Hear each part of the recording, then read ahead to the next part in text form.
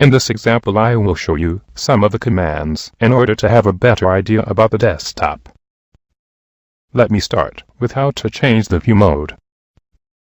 From View toolbar, choose Wireframe mode. As you see, the part is represented by the wireframes. OK then. Now select Shade with Edges.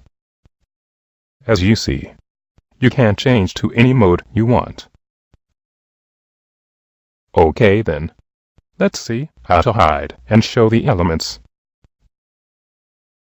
Right-click Sketch 3, for instance. Choose Hide Show command. As you see, Sketch 3 is disappeared. In fact, Sketch 3 has moved now to the non-visible space. OK then. Let's see how to access this space. Then click Swap Visible Space icon. You can see all the hidden elements are shown in the non-visible space. Select Sketch 3 and click Hide Show icon. You see now, Sketch 3 has disappeared.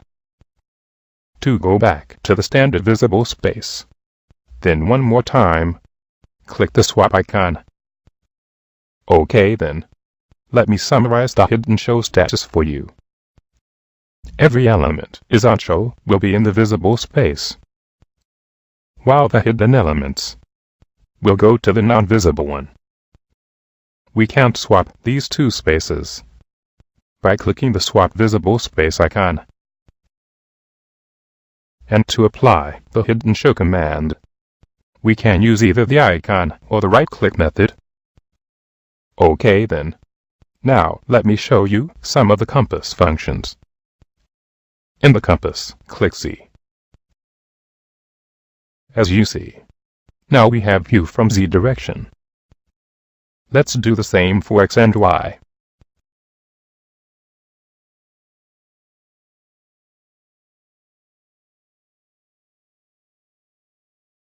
OK then. Let's go back to the isometric view. Then click the isometric view icon. OK then. Now, let's see how to use the compass in order to rotate and bend the isometric. Then grab the compass from one of its curves and rotate it. As you see, the design is rotated. OK then. Now grab it from its floating point and rotate it.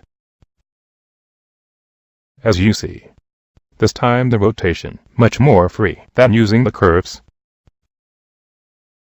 OK then. Grab the compass from one of its lines and move it. As you see, the design is moved. I should mention here, because we didn't drop the compass on the element, then the rotating or moving operation will be limited to the view only. In other words, will not affect the real location, nor the orientation. OK then. Let me show you how to drop the compass on any geometry. First, double-click the main product, and then grab the compass from the small red square and drop it on this geometry. Make sure part 1-2 is highlighted, then rotate and move the compass. As you see, this time the active element is modified. You will see this is one of the most vital operations in our work. OK then. Let's reset the compass. Go to View, then select Reset Compass. As you see, the compass is back to its standard location. OK then. Now let's create more than one view. Click the multi-view icon. As you see, we got 4 views. To activate any one of them, then just click inside the required view. To go back to the single view design, then one more time, click the multi-view icon. OK then. Now let me show you how to zoom in and out. Click zoom in icon many times. As you see, the design has been zoomed in. Now, click zoom out 2-3 times.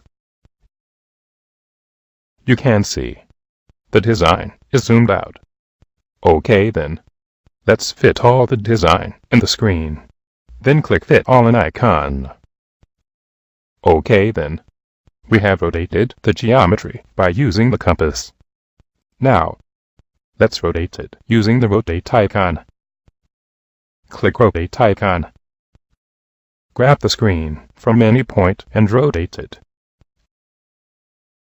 In the next few examples, I will show you more practical ways for these operations.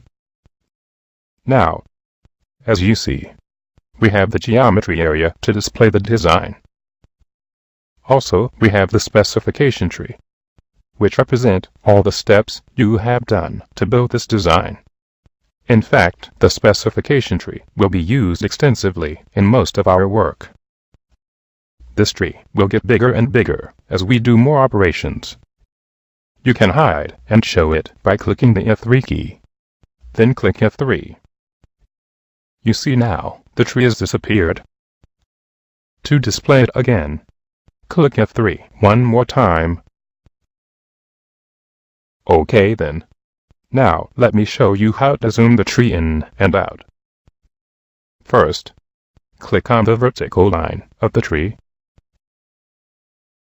As you see, the geometry area is deactivated. Now zoom in or out. OK then. Don't forget to click again on the tree line to activate the geometry. Now let's go inside the sketcher. Double-click Sketch 3. Let's rotate the sketch using one of the previous methods. OK then. Now, to go back to the normal view, then click the normal view icon. OK then. Let's exit the sketcher.